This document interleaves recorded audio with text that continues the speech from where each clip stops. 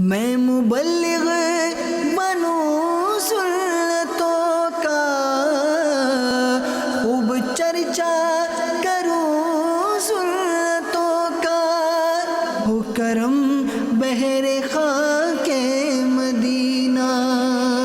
الحمدللہ رب العالمین والصلاة والسلام على سید المرسلین، اما بعد فاعوذ باللہ من الشیطان الرجیم، بسم اللہ الرحمن الرحیم۔ الصلاة والسلام علیک یا رسول اللہ وعلى آلک واصحابک یا حبیب اللہ۔ الصلاة والسلام علیک یا نبی اللہ وعلی آلک واصحابک یا نور اللہ۔ نویت سنت الاعتکاف۔ امام الصابرین، سید الشاکرین، سلطان المتوکلین صلی اللہ تعالی علیہ وآلہ وسلم کا فرمان دل نشین ہے۔ جبریل علیہ السلام نے مجھ سے عرض کی کہ رب تعالیٰ فرماتا ہے، اے محمد علیہ السلام، کیا تم اس بات پر راضی نہیں کہ تمہارا امتی تم پر ایک بار درود بھیجے، میں اس پر 10 رحمتیں نازل کروں،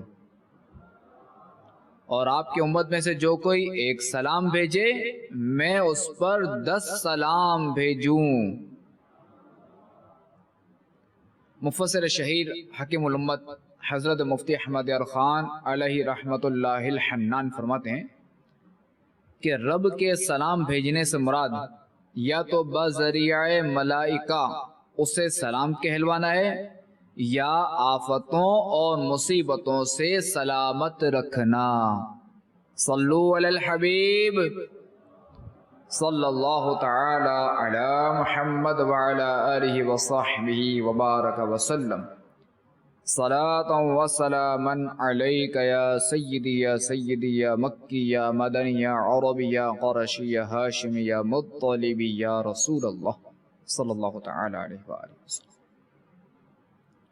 میٹھے میٹھے اسلامی بھائیوں اور مدنی چینل کے ناظرین، ہمارے معاشرے میں جہاں اتنی برائیاں عام ہیں، وہاں ایک اور برائی بھی ہے جو تکبر ہے، اور یہ بھی جو ہے وہ کوئی کم برائی نہیں ہے، اور تکبر جو ہے یہ ویسے بھی جو ہے وہ گناہ کبیرہ ہے، یہ حرام ہے، جہنم میں لے جانے والا کام ہے۔ تو جس طرح دیگر گناہوں سے بچنا چاہیے، اسی طرح تکبر سے بھی بچنا چاہیے نہیں لازم، جس طرح دیگر گناہوں سے بچنا لازم ہے، اسی طرح تکبر سے بھی بچنا لازم ہے۔ انشاءاللہ عز و جل آج جو ہے وہ تکبر کی تعریف وغیرہ اس پہ کچھ کلام ہوگا، اور دوسرا یہ کہ وہ اس کا علاج بھی ہم سنیں گے۔ مخزن جود و سخاوت، پیکر عظمت و شرافت صلی اللہ تعالی علیہ وآلہ وسلم کا فرمان علی شان ہے، جو شخص تکبر، خیانت اور دین یعنی قرض وغیرہ سے بری ہو کر مرے گا وہ جنت میں داخل ہوگا۔ سبحان اللہ، کہ جو شخص تکبر سے بری ہو کر مرے گا وہ جنت میں داخل ہوگا، جو خیانت سے بری ہو کر مرے گا وہ بھی جنت میں داخل ہوگا، اور جو دین یعنی قرض وغیرہ ادا کر کے یعنی مرے گا تو وہ بھی جنت میں داخل ہوگا۔ آج چونکہ ہمارا موضوع تو تکبر ہے، مگر چونکہ یہ تینوں چیزیں ایسی ہیں کہ ان سے ہمیں بری ہونا چاہیے، کہ مسلمان کو چاہیے کہ وہ اس سے بری ہو، کہ خیانت کرنا جو ہے وہ امانت میں خیانت یہ بھی ایک اچھی چیز نہیں ہے، اور امانت سے مراد جو ہے وہ صرف یہی نہیں کہ جو اشیاء کی امانت ہو جیسے رقم وغیرہ، یہ چیز نہیں، باتوں کی بھی ایک امانت ہوتی ہے۔ مثال کے طور پہ زید نے بکر سے کہا، کوئی بات کہی، اب زید نے اسے یہ کہہ دیا نا، دیکھو یار یہ بات امانت رکھنا، کسی کو بولنا مت، تو اب بکر یہ بات کسی کو نہیں بول سکتا کیونکہ امانت ہے نا، تو یہ بات بھی امانت ہے۔ یہاں تک کہ یہ بھی ہے کہ اگر کوئی شخص اس طرح بات کر رہا ہو کسی سے کہ کوئی آس پاس سن تو نہیں رہا، تو اس کو بھی علماء نے امانت میں شمار کیا ہے، یعنی یہ شخص چاہتا ہے کہ یہ میری بات پردے میں رہے، میری بات یہ امانت میں رہے، تو اس سے بھی علماء نے امانت میں شمار کیا ہے۔ یعنی امانت پر یہ دلالت کرتی ہے کہ چونکہ اس کا آگے پیچھے دیکھنا، اس طرح ایک دیکھنا اور خوف کھانا، تو یہ اس بات پر دال ہے کہ میری یہ بات کوئی سن نہ لے، تو اسے بھی جو وہ امانت کہا گیا ہے۔ رہا دین، قرض، تو قرض اس سے بھی ہمیں بچنا چاہیے۔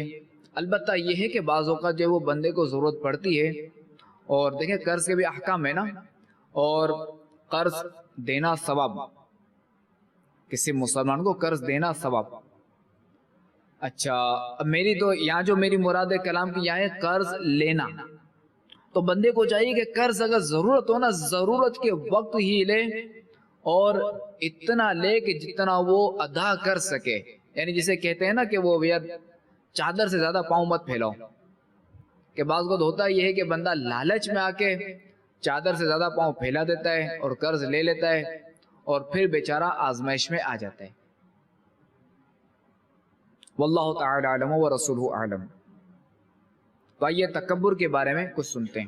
جب پہلے تو یہ کہ تکبر کسے کہتے ہیں؟ تکبر یہ ہے کہ خود کو افضل اور دوسروں کو حقیر جاننا ہے، یعنی خود کو بندہ جو ہے نا افضل سمجھے، یعنی اعلیٰ سمجھے کہ میں کچھ ہوں، میں کچھ بہت بڑا آدمی ہوں، یعنی میں ایک بہت بڑی شخصیت ہوں، باقی یہ سب حقیر ہیں، یعنی یہ کچھ ہیں ہی نہیں۔ تو جس شخص کے دل میں یہ ہونا کہ میں کچھ ہوں، میں بڑا ہوں، میں اس سے افضل ہوں، تو اب یہ چیزوں نے یہ تکبر ہے کہ چونکہ اس نے اپنے آپ کو افضل سمجھا اور سامنے والے کو اس نے حقیر سمجھا، نچلا سمجھا یا نیچ سمجھا یا نچلا سمجھا، تو اب یہ ہے تکبر۔ چنانچہ رسول اکرم نور مجسم صلی اللہ تعالی علیہ وآلہ وسلم نے ارشاد فرمایا،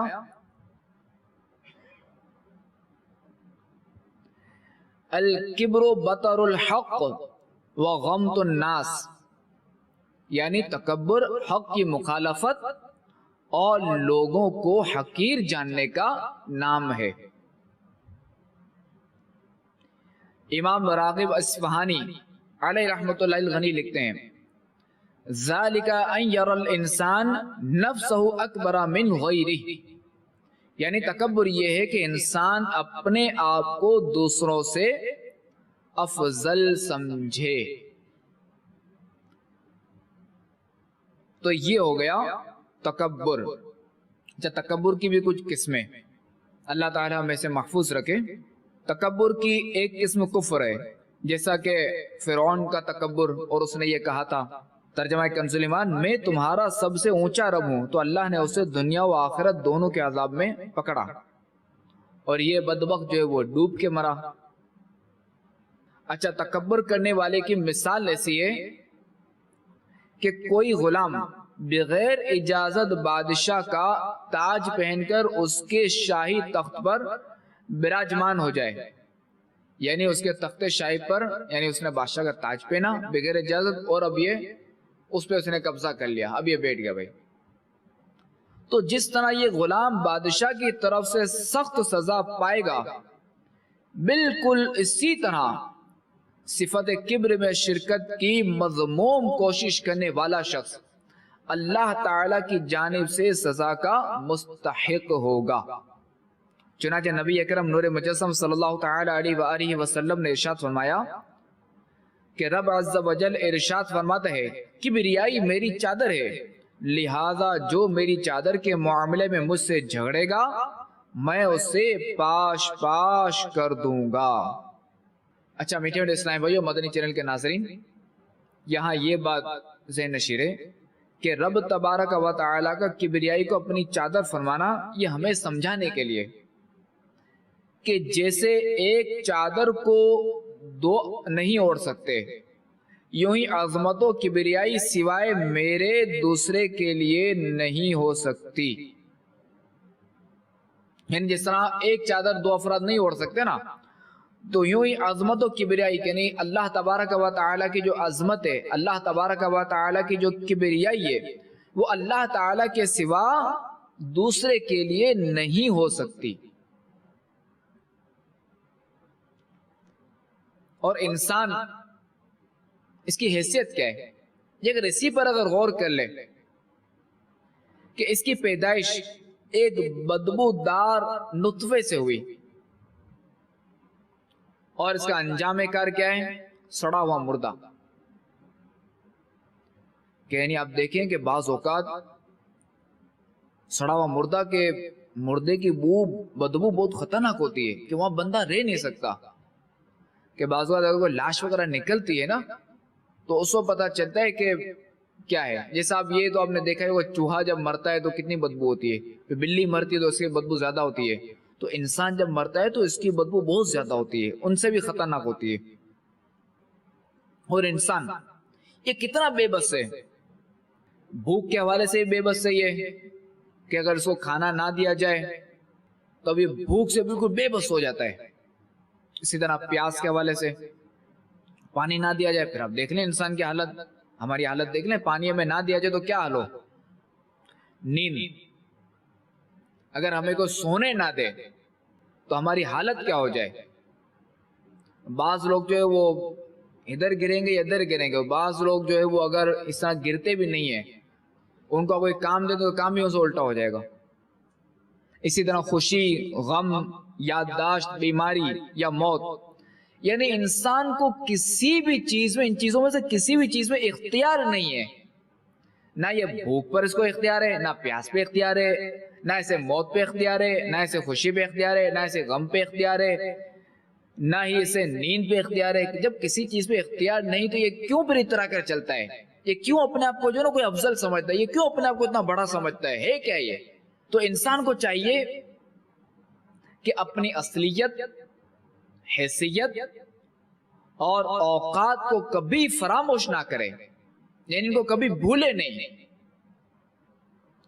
اور وہ اس دنیا میں چاہے کتنی ہی ترقیوں کی منزلیں طے کرتا ہوا، کتنے ہی بڑے مقام و مرتبہ تک کیوں نہ پہنچ جائے، خالق کے کون و مکاں کے سامنے اس کی حیثیت کچھ بھی نہیں۔ اور جو صاحب عقل انسان ہے، جو عقل مند انسان ہے، جو عقل و شعور رکھتا ہے انسان، وہ تواضع اور عاجزی کا چلن اختیار کرتا ہے، یعنی وہ تواضع اور عاجزی اختیار کرتا ہے، وہ تکبر نہیں کرتا۔ اور یہی تواضع اور عاجزی اس کو دنیا میں بڑائی عطا کرتے ہیں، ورنہ اس دنیا میں جب بھی کسی انسان نے فرعونیت، قارونیت اور نمرودیت والی راہ پکڑی تو بسا اوقات اللہ تبارک و تعالی نے اسے دنیا میں ایسا ذلیل و خوار کیا کہ اس کا نام مقام تعریف میں نہیں بلکہ بطور مذمت لیا جاتا ہے۔ فرعون کیا تھا؟ کافر تھا۔ نمرود کیا تھا؟ قارون کیا تھا؟ تو کیا آج اس کو اچھے نام سے کوئی یاد کرتا ہے؟ چلو مسلمان تو مسلمان، کیا کافر بھی کبھی فرعون کو اچھے نام سے یاد کرتا ہے؟ سنا ہے کبھی کہ کسی کافر نے فرعون کی تعریف کی ہو، اسی طرح نمرود کی کسی نے تعریف کی ہو، اسی طرح قارون کی کسی نے تعریف کی ہو؟ کبھی نہیں ملے گا۔ تو لہٰذا عقل و فہم کا تقاضا یہ ہے کہ اس دنیا میں اونچی پرواز کے لیے انسان جیتے جی پیوندے زمین ہو جائے اور عاجزی و انکساری کو اپنا اوڑھنا بچھونا بنا لے۔ پھر دیکھیے کہ اللہ رب العزت اس کو کس طرح عزت و عظمت سے نوازتا ہے اور اسے دنیا میں محبوبیت اور مقبولیت کا وہ اعلیٰ مقام عطا فرماتا ہے جو اس کے فضل و کرم کے بغیر مل جانا ممکن ہی نہیں ہے۔ اچھا، ہمیں چاہیے کہ ہم جو ہے وہ اللہ کی رضا کے لیے عاجزی اختیار کریں، اللہ کی رضا کے لیے تواضع اختیار کریں اور تکبر سے بچیں۔ اور تکبر سے تو ویسے ہی بچنا ہے چونکہ یہ تو فرض ہے نا سے بچنا، اور یہ مہلک ہے یہ۔ تکبر کے نقصانات، رب کائنات عز و جل تکبر کرنے والوں کو پسند نہیں فرماتا، جیسا کہ سورہ نحل میں ارشاد ہوتا ہے، انہ لا يحب المستکبرین، ترجمہ کنز ایمان، بے شک وہ مغروروں کو پسند نہیں فرماتا۔ شہنشاہ خوش خصال پیکر حسن و جمال صلی اللہ تعالی علیہ وآلہ وسلم کا فرمان بلند نشان ہے، اللہ تبارک و تعالی متکبرین یعنی مغروروں اور اترا کر چلنے والوں کو ناپسند فرماتا، یعنی پسند نہیں فرماتا۔ سرکار مدینہ راحت قلب و سینہ صلی اللہ تعالی علیہ وآلہ وسلم نے فرمایا، بے شک قیامت کے دن تم میں سے میرے سب سے نزدیک اور پسندیدہ شخص وہ ہوگا جو تم میں سے اخلاق میں سب سے زیادہ اچھا ہوگا، اور قیامت کے دن میرے نزدیک سب سے قابل نفرت اور میری مجلس سے دور وہ لوگ ہوں گے جو واہیات بکنے والے، لوگوں کا مذاق اڑانے والے اور متفیہق ہیں۔ صحابہ اکرام علیہم رضوان نے عرض کی، یا رسول اللہ صلی اللہ علیہ وسلم، بیہودہ بکواس بکنے والوں اور لوگوں کا مذاق اڑانے والوں کو تو ہم نے جان لیا، مگر یہ متفیہق کون ہے؟ یہ متفیہق کون ہے؟ تو آپ علیہ السلام نے ارشاد فرمایا، اس سے مراد ہر تکبر کرنے والا شخص ہے، نہ اٹھ سکے گا قیامت تلک، خدا کی قسم نہ اٹھ سکے گا قیامت تلک، خدا کی قسم، کہ جس کو تو نے نظر سے گرا کے چھوڑ دیا۔ تکبر کرنے والے کو بدترین شخص قرار دیا گیا ہے۔ چنانچہ حضرت سیدنا حذیفہ رضی اللہ تعالی عنہ ارشاد فرماتے ہیں کہ ہم دافع رنج و ملال صاحب جود و نوال صلی اللہ تعالی علیہ وآلہ وسلم کے ساتھ ایک جنازے میں شریک تھے کہ آپ علیہ السلام نے ارشاد فرمایا، کیا میں تمہیں اللہ عز و جل کے بدترین بندے کے بارے میں نہ بتاؤں؟ وہ بد اخلاق اور متکبر ہے۔ کیا میں تمہیں اللہ کے سب سے بہترین بندے کے بارے میں نہ بتاؤں؟ وہ کمزور اور ضعیف سمجھا جانے والا بوسیدہ لباس پہننے والا شخص ہے، لیکن اگر وہ کسی بات پر اللہ تعالیٰ کی قسم اٹھا لے تو اللہ عز و جل کی قسم ضرور پوری فرمائے۔ تکبر کرنے والوں کو قیامت کے دن ذلت و رسوائی کا سامنا ہوگا۔ چنانچہ دو جہاں کے تاجور سلطان بحر و بر صلی اللہ تعالی علیہ وآلہ وسلم کا فرمان عالی شان ہے، قیامت کے دن متکبرین کو انسانی شکلوں میں چونٹیوں کی مانند اٹھایا جائے گا، ہر جانب سے ان پر ذلت طاری ہوگی، انہیں جہنم کے بولس نامی قید خانے کی طرف ہانکا جائے گا، اور بہت بڑی آگ انہیں اپنی لپیٹ میں لے کر ان پر غالب آ جائے گی، انہیں طینۃ الخبال یعنی جہنمیوں کی پیپ پلائی جائے گی۔ الامان والحفیظ۔ اللہ تعالی ہمیں اس عذاب سے بچائے، اور اللہ تعالی ہمیں ہر عذاب سے بچائے، بلکہ ہمیں یہ دعا کرنی چاہیے کہ اللہ تبارک و تعالی ہمیں لمحہ بھر بھی جہنم میں داخل نہ فرمائے، کہ خدا کی قسم جہنم کا عذاب ایک لمحہ بھی ہم برداشت کرنے کی ہمت نہیں رکھتے، ہم استطاعت نہیں رکھتے، تو اللہ ہمیں سے بچائے، اور اللہ تعالی ہمیں بلا حساب و کتاب جنت میں داخل فرمائے۔ آئیے تکبر کی چند علامات، یعنی جس شخص میں تکبر ہوگی نا تو اس کو اس طرح کے خیالات آئیں گے کہ اس بات کو پسند کرنا کہ لوگ مجھے دیکھ کر تعظیماً کھڑے ہو جائیں تاکہ دوسروں پر میری شان و شوکت کا اظہار ہو۔ تو اگر کسی کے دل میں اس طرح کا خیال ہے نا تو وہ فوری اپنا محاسبہ کرے، کیا لوگ میری تعظیم کریں یا مجھے دیکھ کر کھڑے ہو جائیں، تو اب یہ اپنے علاج کی طرف جائے، یہ اپنا علاج کرے، کہ چونکہ یہ بیچارہ تکبر میں جا چکا۔ اچھا، ایک یہ کہ اسلامی بھائی میری تعظیم کی خاطر میرے سامنے با ادب کھڑے رہیں تاکہ لوگوں میں میرا مقام و مرتبہ ظاہر ہو۔ یعنی جب با ادب چند افراد کھڑے ہوں گے، اب دیگر لوگ جو دیکھیں گے یار یہ کوئی شخصیت ہے، یہ کوئی ہے شخص، کہ دیکھو نا لوگ یوں کھڑے ہوئے، با ادب کھڑے ہوئے، تو اب بندے کا یہ چاہنا یہ بھی تکبر کی طرف ہے، اسے چاہیے کہ یہ بھی اپنا علاج کرے، کہ یعنی میں کیوں چاہ رہا ہوں یہ، یعنی میں کچھ ہوں تبھی تو میں چاہ رہا ہوں، تکبر ہے نا یہ. تو اسے چاہیے کہ اب یہ اپنا علاج کرے. سید المرسلین خاتم النبیین جناب رحمت للعالمین صلی اللہ تعالی علیہ وآلہ وسلم کا فرمان عبرت نشان ہے، جس کی یہ خوشی ہو کہ لوگ میری تعظیم کے لیے کھڑے رہیں، وہ اپنا ٹھکانہ جہنم میں بنائے. یعنی کتنی بڑی وعید ہے یہ، یعنی جس کی یہ خوشی ہو کہ لوگ میری تعظیم کے لیے کھڑے رہیں تو اسے چاہیے کہ وہ اپنا ٹھکانہ جہنم میں بنائے. اللہ ہمیں اس سے بچائے. اور ہمیں غور کرنا چاہیے کہ کہیں ہمارے اندر یہ چیز تو نہیں. اچھا، کسی سے ملاقات کے لیے خود چل کر جانے میں ذلت سمجھنا اور اس بات کو پسند کرنا کہ دوسرا مجھ سے ملنے آئے. میں خود چل کر کسی سے ملنے نہ جاؤں، سامنے والا خود میرے سے ملنے آئے.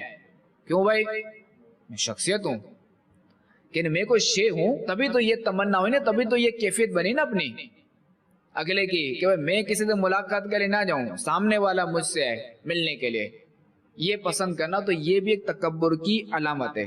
بظاہر کسی کمتر اسلامی بھائی کا برابر آ کر بیٹھ جانا، اس لیے ناگوار گزرنا کہ میں اس سے افضل ہوں، یہ بھی تکبر میں داخل ہے. جیسے کوئی شخص برابر آ کے بیٹھ گیا، اب اس کا بیٹھنا سامنے والے کے دل میں ناگوار گزرے، یعنی جس کے برابر میں بیٹھا اس کے دل میں ناگوار گزرے، یعنی کیوں بیٹھ گیا، اس کو کیا یہی جگہ ملی، اس کو برا محسوس ہوا نا. تو اب یہ بھی تکبر ہے، کیونکہ اس نے یعنی اس لیے اس کو ناگوار گزرا کہ میں اس سے افضل ہوں، تو یہ بھی تکبر ہے.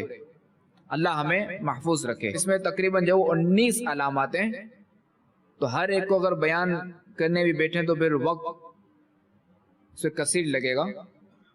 آئیے ایک علاج کے حوالے سے عرض کروں اور پھر بیان اختتام. دیکھیں، علم دین سیکھنا یا سکھانا یہ تو بہت بڑی سعادت ہے، اور اپنی ضرورت کے بقدر اس کا حاصل کرنا فرض بھی ہے، لازم ہے کہ اگر نہیں سیکھتا، اس کو حاصل نہیں کرتا تو اب یہ گناہ گار ہے. چونکہ فرض ہے نا، تاریک فرض ہوا، فرض کا تاریک ہوا، فرض کو چھوڑنے والا ہوا. مگر بعض اوقات انسان کثرت علم کی وجہ سے بھی تکبر کی آفت میں مبتلا ہو جاتا ہے، اور جو اس سے کم علم والے اسلامی بھائی ہوتے ہیں نا، ان کو یہ بیچارہ حقیر جاننے لگتا ہے، اور یوں بیچارہ یہ گناہوں میں چلے جاتا ہے. تو ایسے اسلامی بھائی کو چاہیے کہ وہ معلم الملکوت کے منصب تک پہنچنے والے یعنی شیطان کا انجام یاد رکھے. سو چاہیے کہ شیطان کا انجام یاد رکھے کہ وہ معلم الملکوت تھا، یعنی فرشتوں کا استاد تھا، اور اس بدبخت نے اپنے آپ کو حضرت سیدنا آدم صفی اللہ علیہ نبینا علیہ السلام سے افضل قرار دیا تھا. مگر اسے اس تکبر کے نتیجے میں کیا ملا؟ وہ سب کو پتا ہے کیا ملا. تو ڈرنا چاہیے کہ کہیں یہ تکبر ہمیں بھی عذاب جہنم کا حقدار نہ بنا دے. اللہ تعالی ہمیں تکبر سے بچائے، اور جو اسلامی بھائی علم دین حاصل کرتے ہیں وہ بھی جو اللہ کی رضا کے علم دین حاصل کریں. اللہ تعالی ہمیں علم نافع عطا فرمائے، اور اللہ تبارک و تعالی ہمیں تکبر سے بچائے، ریا سے بچائے، جتنی مہلکات ہیں ان سب سے بچائے، اور ہمیں عاجزی عطا فرمائے، انکساری عطا فرمائے. آمین بجاہ النبی الامین صلی اللہ تعالی علیہ وآلہ وسلم. صلو علی الحبیب صلی اللہ تعالی علی محمد وعلی آلہ وصحبہ وبارک وسلم. میں مبلغ بنوں سنتوں کا، خوب چرچا کروں سنتوں کا، ہو کرم بہر خواہ